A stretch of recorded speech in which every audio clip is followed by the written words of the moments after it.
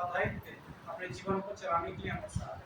हम तो सिर्फ हर एक छोटे बड़ों को हम आपका कर सकते हैं, सभी को आशीष दीजिए और धैर्यपूर्वक बैठने के लिए साथ दीजिए। सारी महिमा आदर सम्मान आपको देते हैं। प्रार्थना धन्यवाद प्रभु यीशु मसीह आपके नाम से मांगते हैं, सुनिए तो आमीन।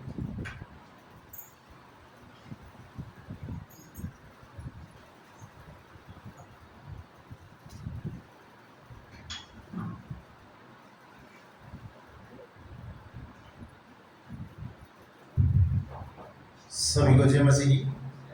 जय मसीह की।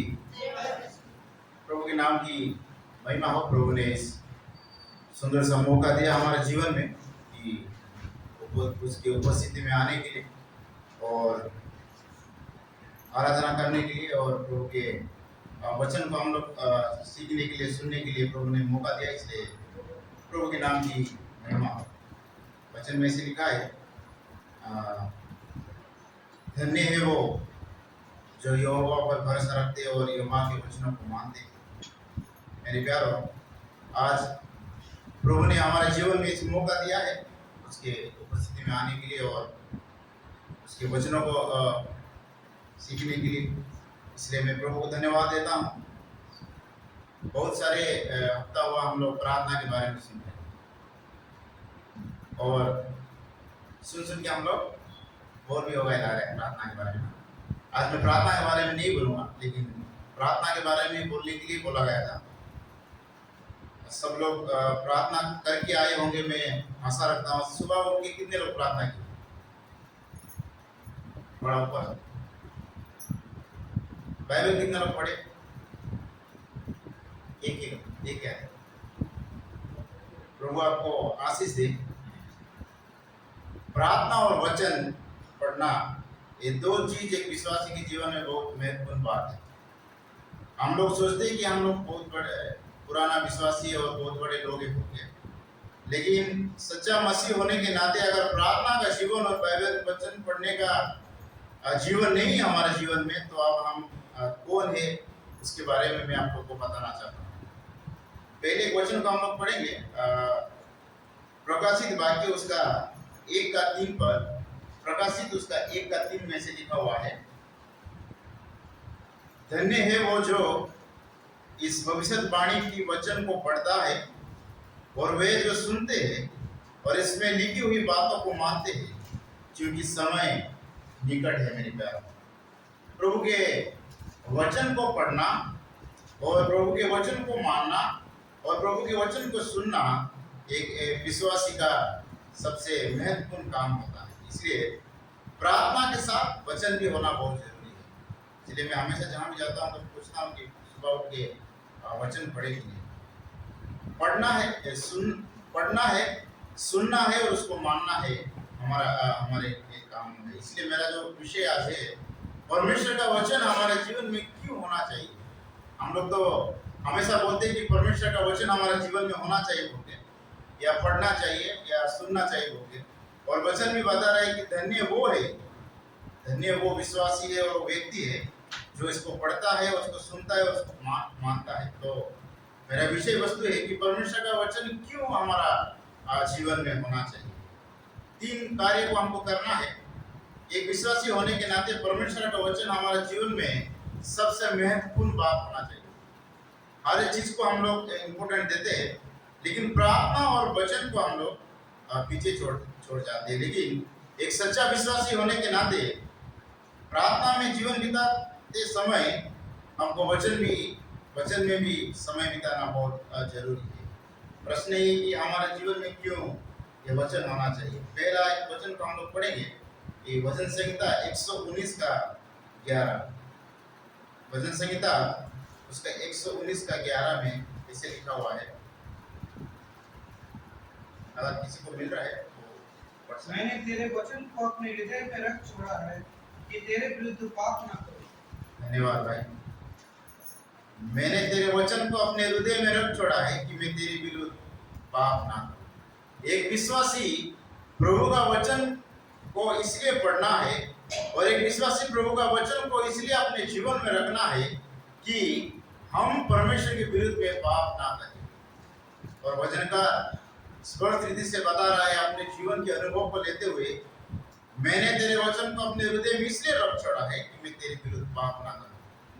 मेरे प्यारे विश्वासी भाई, मैं और आप मसीह जीवन में बहुत समय बीत चुका है और बहुत कुछ जानते भी है, और हम लोग बहुत कुछ बात लोगों को सिखाते भी है। लेकिन क्या हम प्रभु के वचनों को अभी तक अपने हृदय में रखे? क्या हम अपने हृदय में प्रभु को वचन को इस तरह बसाया है कि हम परमेश्वर के विरुद्ध पाप नहीं कर रहे? अगर मैं एक प्रश्न पूछूंगा कि कौन पाप नहीं कर रहा है, इसमें जितने लोग बैठे हैं, मैं और आप सब लोग, कोई अगर पाप नहीं कर रहा है तो हाथ उठा सकता है। हम सब लोग प्रतिदिन जीवन में पाप कर रहे हैं, लेकिन उस पाप से बचने के लिए और प्रभु को महिमा देने वाला जीवन बिताने के लिए और प्रभु को संतुष्ट करने के लिए वचनकार के वचन के अनुसार प्रभु का वचन पूरी रीति से हमारे जीवन में बसना है। तभी जाके हम पाप से दूर हो पाएंगे और परमेश्वर की महिमा देने वाला जीवन बिता पाएंगे। हमारा जीवन में प्रभु का वचन इसलिए होना चाहिए कि हम परमेश्वर के विरुद्ध में पाप ना करें, परमेश्वर के विरुद्ध में पाप ना करें, और हम एक धार्मिकता का जीवन और प्रभु को प्रशंसा देने वाला जीवन और एक पवित्रता का जीवन बिताए, और हमारे हृदय में हमेशा एक पवित्रतापन को पाल के हम लोग आगे बढ़ना है। प्रभु यही चाहता है हमसे। तुम सोना चांदी लेके आओ, कमाए हुआ पैसा लेके आओ, प्रभु नहीं बोल रहा है। प्रभु बोल रहा है कि तुम मेरे वचन को अपने हृदय में रख छोड़, ताकि तुम मेरे विरुद्ध पाप ना। और परमेश्वर के विरुद्ध में जाना मतलब हमारे जीवन में नाश का कारण बन जाता है। इसलिए मेरे प्यारे भजनकार के कहने के अनुसार प्रभु का वचन हमारे जीवन में इसलिए होना है कि हम जो परमेश्वर हमको बनाया, आपको बनाया और उद्धार दिया और जीवित रखा है, उसके विरुद्ध में हम पाप ना करें। उसके बदले में हम धार्मिकता का जीवन और प्रशंसा देने वाला जीवन, एक शुद्धता का जीवन और एक सत्य का जीवन और एक पवित्रता का जीवन हमको बिताना है।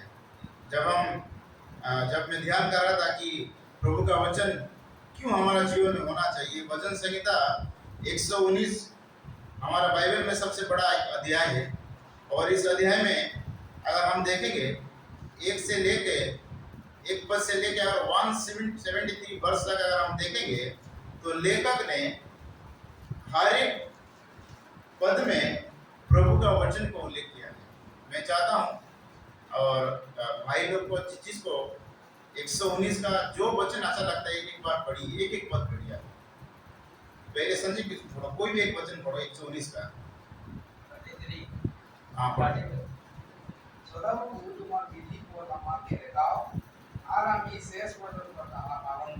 देखिए लेखक बोल रहे हैं, मुझे अपनी विधियों का मार्ग को दिखा दे। और कोई एक पढ़िए, और एक वचन कोई पढ़िए, बहन लोग भी पढ़ सकते हैं जो वचन आपको पसंद आता है 119 का। तब मैं अपनी नामधराई करने वालों को कुछ उत्तर दे सकूंगा, क्योंकि मेरा भरोसा तेरे वचन पर है। मेरे भरोसा तेरे वचन पे है। और कोई पढ़िए पीछे से, गुरजे भाई। हाँ, मुझे शांति उसी से हुई है, क्योंकि तेरे वचन के द्वारा मैंने जीवन पाया। तेरे वचन के द्वारा मैंने जीवन पाया है। और कोई पढ़ी, बहन लोग से मैं पढ़ी। हाँ 160। तेरा सारा वचन सत्य ही है, और तेरा एक नियम सदा यहाँ पे बता रहा है तेरा वचन सत्य ही है। बहन लोग में कोई पढ़ी एक वचन, कोई भी एक वचन। हाँ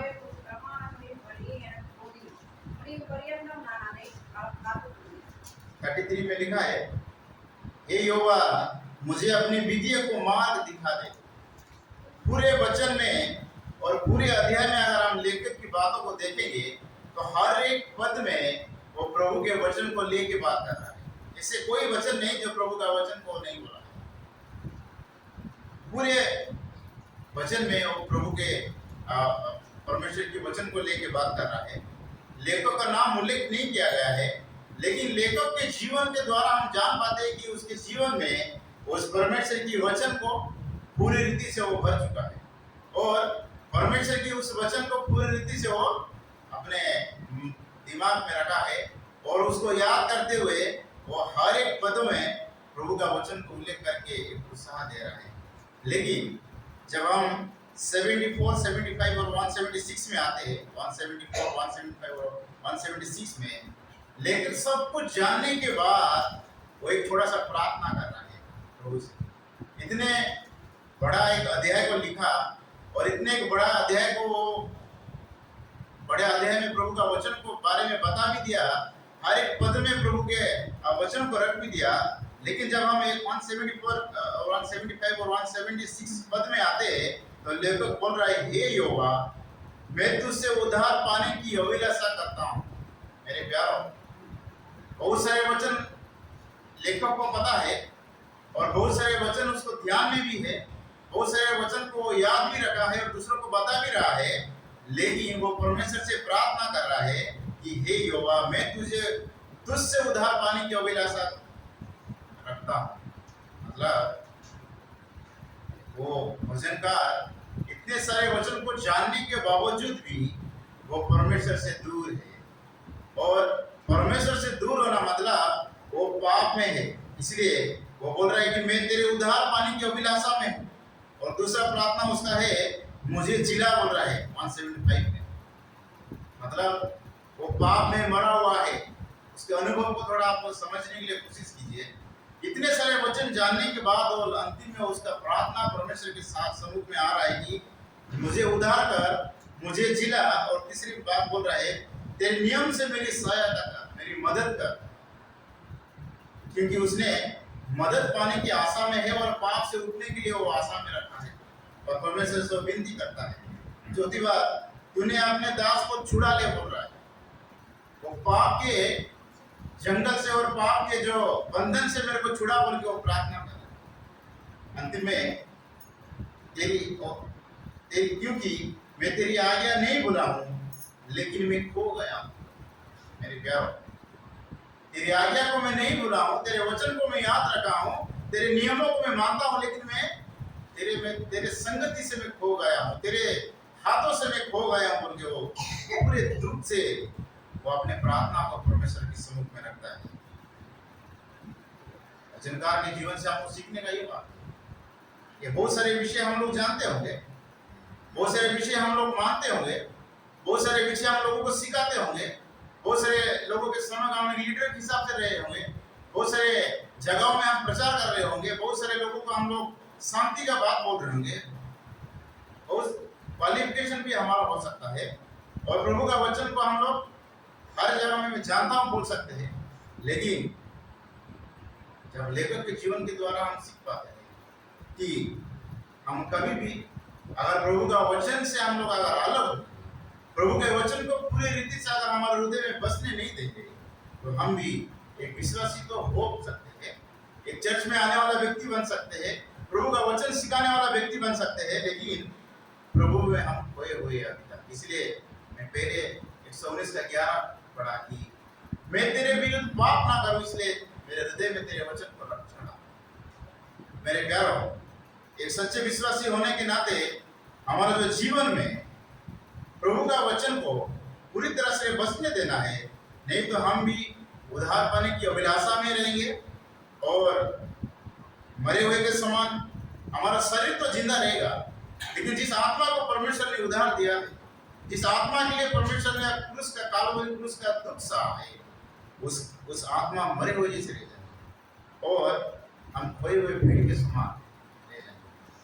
आगे बैठेंगे, गीत गाएंगे, प्रभुभोज लेंगे, आराधना करेंगे, लेकिन क्या हम लोग उस परमेश्वर को संतुष्ट कर पा रहे हैं? ये अपने जीवन में हम लोग एक प्रश्न रहता है। हमेशा हम दूसरों को उंगली उठाते हैं कि वो ऐसा है, अरे वो ऐसे गुस्सा करने वाला है, वो आदमी ऐसा है, वैसा है, हम दूसरों को उंगली उठाते हैं। लेकिन ये जो उंगली है हम अपने ऊपर कभी नहीं लेते कि मैं कैसा हूँ। मेरे प्यारों, हमेशा हमको पहले आप अपने जीवन को देखना है कि मैं कैसा हूँ हर एक चीजों में, उसके बाद हम दूसरों को उंगली उठाना है। क्योंकि प्रभु चाहता है कि हम अपने व्यक्तिगत जीवन में प्रभु के साथ कैसा है, और प्रभु का वचन हमारे जीवन में पूरी रीति से बचा है, और प्रभु का वचन को अगर पूरी रीति से हमारे जीवन में हम लोग रख छोड़ेंगे तो वास्तव में हम भय नहीं अभी तक मसीह जीवन में, और वास्तव में हम उद्धार पा चुके हैं और हम मसीह में नया जीवन की तरह जिलाए हुए प्रभु को स्तुति करते हुए हम बोल सकते हैं क्योंकि मैं तेरी आज्ञा को भूला नहीं। प्रभु हमारे जीवन में सहायता करे कि प्रभु के वचन जो प्रभु हमने दिया प्रार्थना के साथ उसके वचन को पूरी रीति से हम बसने दें ताकि प्रभु जान पाए कि मैं कौन। हम बोल सकते हैं कि मैं प्रभु में एक सच्चा विश्वासी और एक अच्छा विश्वासी हूँ क्योंकि मेरे जीवन में प्रभु का वचन है, बोल के हम बोल सकते नहीं तो लेखक की तरह हम मसीह में रहते हुए खोए हुए और लेखक की तरह हम मसीह में रह के आराधना करते हुए भी हम मुर्दों के समान हो जाएंगे और लेखक की तरह हम उधार पाने की अभिलाषा में ही रह जाएंगे। प्रभु चाहता है कि हम एक जीवित एक भावता हुआ बलिदान प्रभु को चढ़ाए हमारे हृदय के द्वारा, हमारे शरीर के द्वारा तो हम आ जाते हैं हर एक मीटिंग में और हमारे शरीर के द्वारा बहुत कुछ कार्य हम करके दिखा भी देते हैं, लेकिन प्रभु जो आत्मा के द्वारा चाहता है उस बात को हमको याद रखना और उस आत्मा को हमको प्रभु में जगा के रखने के लिए और उस आत्मा को हमको प्रभु में स्थिर रखने के लिए वचनकार बता रहा है कि प्रभु के वचनों को पूरी रीति से हमारा जीवन में बसने देना है। देखिए प्रभु का वचन को अगर हम पढ़ेंगे और मानेंगे और उसके अनुसार चलेंगे तो हम धन्य कहलाएंगे। वचन संहिता उसका 1 अध्याय में 3 बात लिखा है, क्या ही धन्य है वो पुरुष जो दुष्ट की युक्ति पर नहीं चलता और ना पापियों के मार्ग में खड़ा होता है और ना ठट्ठा करने वाले की मंडली में बैठता है। पहले हम प्रकाशित वाक्य 1:3 में पढ़े, धन्य वो है जो इस भविष्यवाणी को पढ़ता है, सुनता है और मानता है। और वचन संहिता 1 में लिखा है, धन्य वो है जो पुरुष जो दुष्ट की युक्ति पर नहीं चलता और पापियों के मार्ग में खड़ा नहीं होता और ठट्ठा करने वाले की मंडी में नहीं। अगर प्रभु का वचन को पूरी रीति से हम बसने नहीं देंगे तो हम धन्य वाले विश्वासी नहीं बन पाएंगे और दुष्ट की युक्ति पर चले जाएंगे, पापियों के मार्ग में खड़े रहेंगे और ठट्ठा करने वाले मतलब चुगली करने वाले हैं। प्रभु हमसे ये नहीं उम्मीद रखा है। प्रभु को महिमा देने वाला जीवन हमको बिताना है, पवित्रता का जीवन और एक धार्मिकता का जीवन और प्रभु को पसंददार जीवन बिताना है, एक सत्य का जीवन अगर हमको बिताना है और प्रभु के लिए हम जितना दिन जीना है एक सत्यता के साथ अगर हमको जीना है तो वचनकार के अनुसार प्रभु के वचन हमारे जीवन में पूरी रीति से होना है। इसलिए हमको समय में बाइबल पढ़ना है, समय में उठ के प्रभु का वचन को सुनना है, हर एक मीटिंग में आके प्रभु के वचन को जो सुनते हैं उसको लिख के लेके जाके हमको बाद में पढ़ के उस वचन के अनुसार हमारे आत्मा को हमको रेडी रखना है कि मैं तेरे विरुद्ध पाप ना करूं। मेरे प्यारों, पुराना विश्वास हो सकता है लेकिन अभी भी हमारा दिल का अगर हम गलती के 5 अध्याय में आएंगे तो वहाँ पे शरीर के बारे में, शरीर की अभिलाषाओं के बारे में बता है। पूरे विश्वासी है, इसलिए मैं एक फोटो दिखा के आपको समझाना चाहता हूँ कि हमारा जीवन में अभी तक वो काला दिल है या दिल परिवर्तन हुआ है।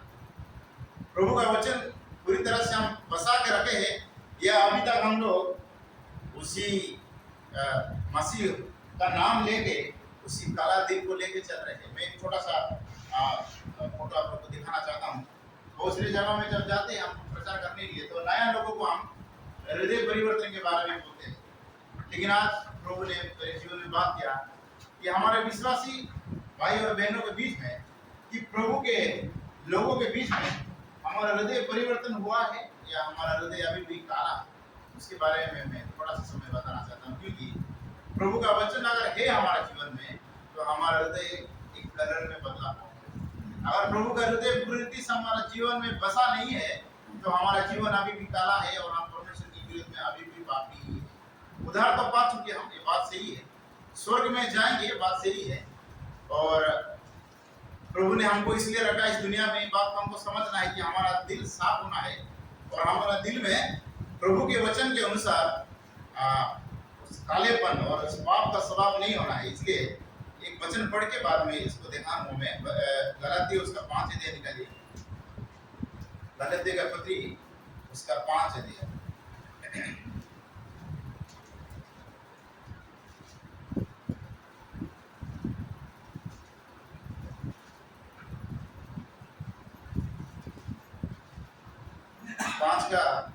19 और 20 पढ़ना चाहता हूँ आप लोगों के लिए।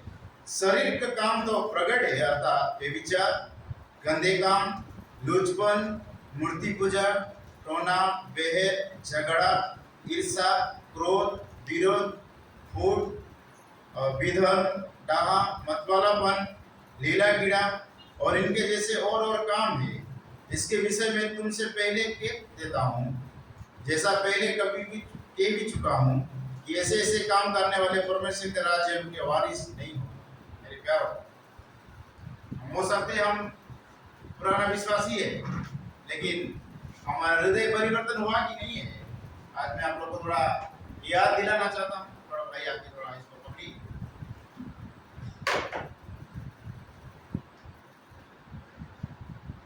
दिखाई दे रहा है सब?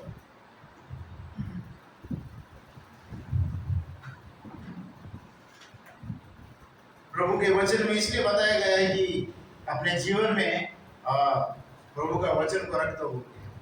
लेकिन जब हम विश्वासी हो चुके हैं, बपतिस्मा ले चुके हैं और बपतिस्मा लेके संगति में आए हैं, तो वचनकार के लेखन के अनुसार क्या हम खोए हुए अभी तक, या हमारे अभिलाषा उद्धार पाने के लिए अभी भी तरस रहा है, या हम प्रभु के हाथों से हम लोग छूट गए हैं, उस बात का स्मरण दिलाने के लिए मैं इस फोटो को दिखा रहा हूँ।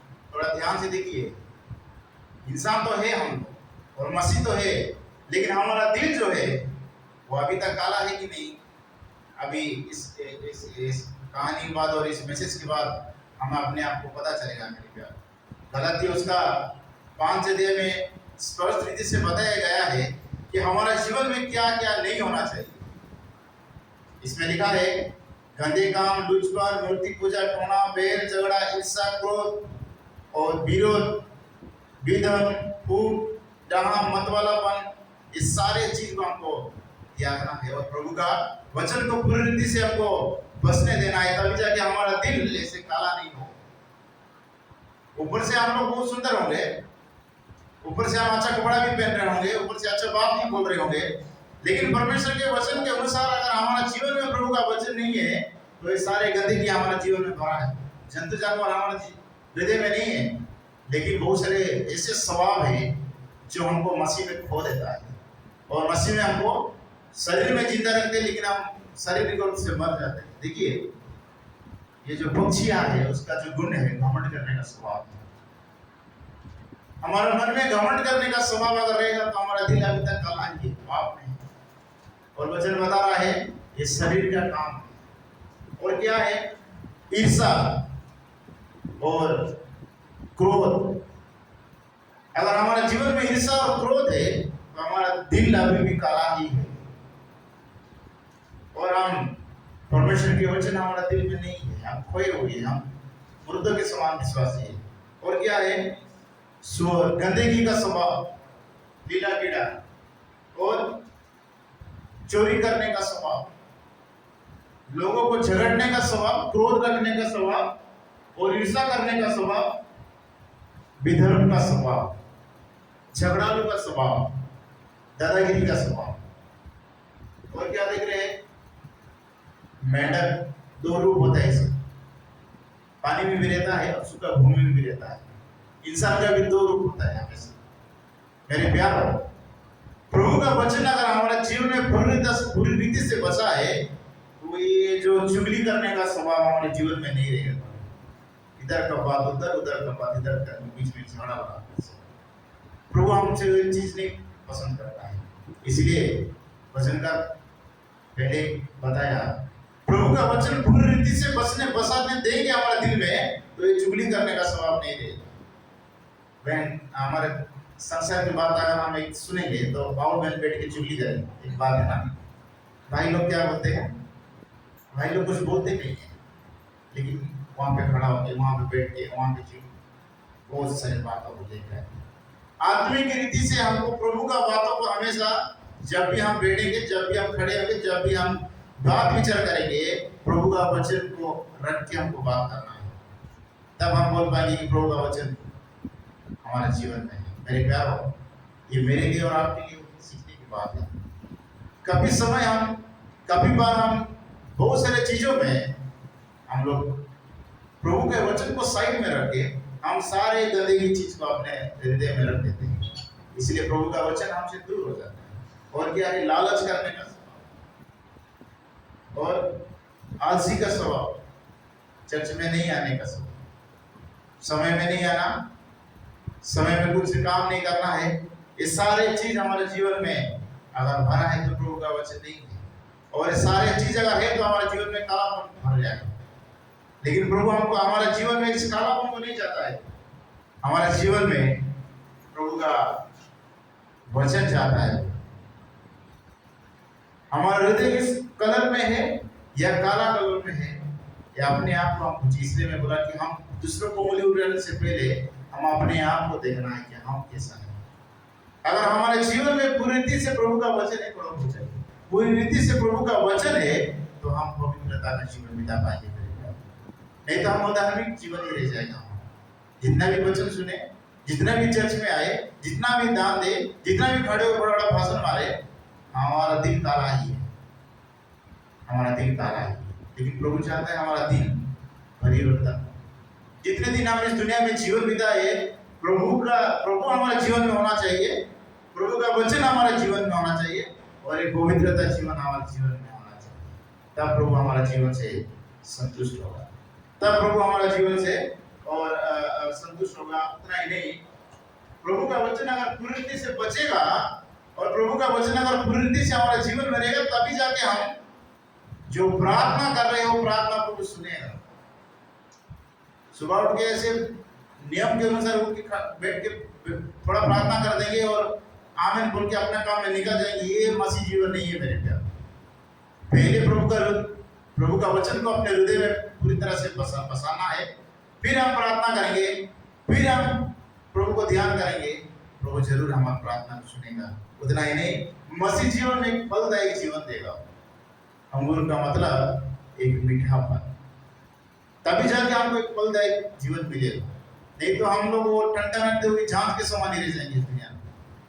और उतना ही नहीं, जब हम प्रभु का वचन को पूरी रीति से रखेंगे कि समाधान हमारे जीवन में आएगा, एक मीठा का जीवन आएगा, पवित्रता जीवन आएगा। उतना ही नहीं, हम लोगों के पास जाके सत्य से समाचार को बता पाएंगे। जब तक हम प्रभु का वचन को अपने जीवन में पूरी रीति से बसने नहीं देंगे, तब तक हम दूसरे के पास जाके प्रभु का वचन सुना नहीं पाएंगे, मुंह ही नहीं खोल पाएंगे, और उतना ही नहीं, लोगों को मदद भी कर पाएंगे हम। इसलिए धन्यवाद। इसलिए मेरे प्यारे भाई और बहनों, प्रभु के वचन के हिसाब से हमारा जीवन काला है या हमारा जीवन सफेद है, सोने का कलर है, ये प्रश्न हमारे जीवन में हम खुद रखें और प्रभु के महिमा के लिए हम लोग आगे बढ़े। प्रभु हमें सहायता करे कि प्रभु का वचन को पूरी रीति से हमको बसने देना है मेरे प्यारे। नहीं तो हम लोग भी टंटनाते हुए झांझ के समान और मसीह में रहते हुए भी मुर्दों के समान, मसीह में रहते हुए भी खोए हुए के समान ही रह जाएंगे। इसलिए वचनकार के हिसाब से प्रभु के वचन को पूरी रीति से बसना, इतना ही नहीं, वचन संहिता उसका एक में लिखा हुआ है, रात दिन उसका ध्यान करना, रात दिन। मतलब जहां कहीं भी हम इकट्ठा होंगे, जो भी बात करेंगे प्रभु का वचन को लेके बात करेंगे। एक मेरे प्रिय भाई है, मैं उसके साथ समय बिताया हूँ और उसके जीवन से मैंने एक बात सीखा है, कोई भी मैटर उसके पास लेके जाओ, कोई भी बात उससे करो, वो तुरंत बाइबल बोलता है, एक वचन पढ़ाता है, फिर बात करता है। ऐसे स्वभाव हमारा, मेरे और आपके जीवन में बहुत सारे बात हम लोग कर देते हैं, लेकिन प्रभु के वचन और प्रार्थना का जीवन हम लोग साइड में रख देते हैं। इसलिए हमारा दिल काला हो जाता है और हम मुर्दों के समान मसीह में, एक खुशी पर नहीं है, एक सफलता नहीं है और दौड़ते रहते हैं, मंजिल नहीं मिलती। मेरे प्यारों, पहले प्रभु का वचन को पूरी रीति से बसाना है, प्रभु का वचन को पूरी रीति से हमको समझना है, सुनना है, उसको पालन करना है, तभी हम धन्य कहलाएंगे। धन्य ये विश्वासी लोग के हम कहलाएंगे। और एक व्यक्ति के बारे में थोड़ा बता के मैं समाप्त करना चाहता हूँ। हमारे आदि पिता माता का जो संतान है, केन और हाबिल। कितने लोग को पता है कि केन का परमेश्वर ने उसके भेंट को ग्रहण नहीं किया है? ये बात तो सही है, वचन संहिता उसका सॉरी उत्पत्ति उसका 4:1 से 8 अगर आप पढ़ेंगे तो केन का जो बलिदान तो परमेश्वर ने नहीं ग्रहण किया है। क्या केन परमेश्वर के सम्मुख में नहीं था? क्या केन परमेश्वर की उपस्थिति में नहीं था?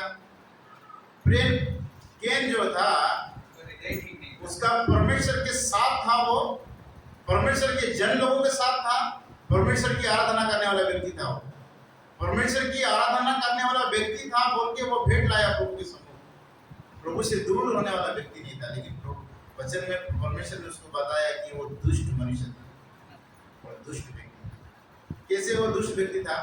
परमेश्वर के वचन उसके हृदय में नहीं था। वो दिखावट के लिए सब कुछ किया, जाता था, आराधना करता था, प्रभु के लोगों के साथ मिलता था, जुलता था, बैठता था, लेकिन प्रभु का वचन उसके दिल में नहीं था। फिर क्या हुआ? जब दो भाई भेंट लेके गए, एक भाई का भेंट को प्रभु ग्रहण करता और एक भाई का भेंट को प्रभु साइड करता। मेरे प्यारों, उसका 4:7 में लिखा है कि वो एक अधार्मिक पुरुष था। हम लोग मसीह को विश्वास करने के बाद भले हम लोग आते हैं, बैठते हैं, आराधना करते हैं, प्रभु ले लेते हैं, वचन सिखा देते हैं, वचन बांट देते हैं, लोगों को मदद करते हैं या लोगों के सम्मुख एक अच्छा नाम भी रख देते हैं। अमित भाई बहुत अच्छा है यार, लेकिन मेरे प्यारों, अंदर वाला बात प्रभु ही जानता है। क्या हमारे आराधना को, क्या हमारे काम से, क्या हमारे किए हुए कामों से प्रभु प्रसन्न है? क्या वो ग्रहण करता है हमको? तब होगा जब हम धार्मिक पुरुष के समान प्रभु का वचन को अपने जीवन में रख छोड़ेंगे। एक धार्मिक पुरुष के समान प्रभु का वचन को पूरी रीति से बसने देंगे दिल में, तभी जाके हम एक धार्मिकता का जीवन, पवित्रता का जीवन, एक सत्य का जीवन और एक अलगाव का जीवन हम दिखा पाएंगे और प्रभु संतुष्ट होगा। सिर्फ कैन और हेबेल का बलिदान कोई प्रभु लेगा उन्हें बोल रहा। हम लोग जब जब प्रभु की उपस्थिति में आते हैं, अपना धन्यवाद और अपने बलि प्रभु को संतुष्ट करने के लिए लेके आते हैं, लेकिन वो ग्रहण होता है कि नहीं, प्रश्न हमारे जीवन में नहीं। हम वचन संहिता में पढ़ रहे थे कि परमेश्वर अन्न बलि और मेल बलि का पसंद नहीं करता है। हमारा हृदय से जो निकालता है, हमारा हृदय जो उसको संतुष्ट करता है, वही पसंद करता है। और इसलिए वचन का स्पष्ट रीति से बताया कि तुम्हारा हृदय में वचन को ऐसे रखो कि तुम परमेश्वर की विरुद्ध में हो। अगर हमारा जीवन में, हमारा हृदय में अगर वो पाप का स्वभाव सब जो देखे हम अगर अभी तक है, तो हम अभी भी पापी ही है और परमेश्वर हमारे जीवन के द्वारा संतुष्ट नहीं। और हम जो भी आराधना करें, जो भी गीत गाए, जो भी करें, तो वो पहले प्रभु का हृदय को पूरी रीति से बसने देना है, फिर हम प्रभु के लिए सब कुछ कर पाएंगे। प्रभु के लिए सब कुछ कर पाएंगे। देखिए, भजनकार इतना बुद्धिमान होते हुए भी, भजनकार इतने वचन जानने के बाद भी वो रो के प्रभु से क्षमा मांगता है। मैं मर गया हूँ, मेरे को जिला, मैं खो गया, मेरे को ढूंढ, मैं उद्धार पाने की अभिलाषा रखता हूँ तेरे से। और जब कैन के बाद हम देख रहे सब कुछ कर भी रहा था और भेंट भी लेके आया, लेकिन प्रभु उसको दुष्ट मनुष्य को। इसलिए हम अपने आप को पहले हम देखें कि हम कैसे हैं प्रभु के साथ। क्या हमारे हृदय वो कालापन में है अभी तक, या हमारा हृदय अभी वो सोने का कलर में, गोल्ड कलर में बदल गया है? तो हमको अपने आप को एक प्रश्न करके हम प्रभु के लिए एक निर्णय लेंगे, प्रभु के लिए हम जीवन बिताए, प्रभु के लिए हम आगे बढ़े, ताकि प्रभु हमारे जीवन के द्वारा प्रशंसा पाए। और हम जो कुछ भी करें, प्रभु बोले कि ये धन्य है जो मेरे वचन को सुनता है, मेरे वचन को मानता है और पालन करता है और पढ़ता है। और धन्य वो पुरुष है दुष्ट की युक्ति पर नहीं चलता, पापियों को मार्ग में खड़ा नहीं होता और ठट्टा करने वाले, चुगली करने के स्वभाव में नहीं रहता है, उसको बोलते प्रभु धन्य है। मेरे प्यारों, प्रभु का वचन तो होना चाहिए, लेकिन पूरी रीति से प्रभु का वचन हमारे हृदय में बैठेगा, तभी जाके हम प्रभु का पसंदा और प्रभु का प्रिय और विश्वासी बन पाएंगे। और प्रभु बोलेगा ये धन्य है। प्रभु हमें इस वचन के द्वारा सहायता करें। मेरे और आपके जीवन में प्रभु के वचन को रखते हुए मनुष्य को संतुष्ट करने वाला काम नहीं करते, जो प्रभु को संतुष्ट है, प्रभु जो देखता है और हमसे प्रसन्न होता है, वो काम करते हुए प्रभु के महिमा के लिए हमारे जीवन को आगे बढ़ाए। प्रभु इस वचन के द्वारा हम सभी को आशीष दे। धन्यवाद।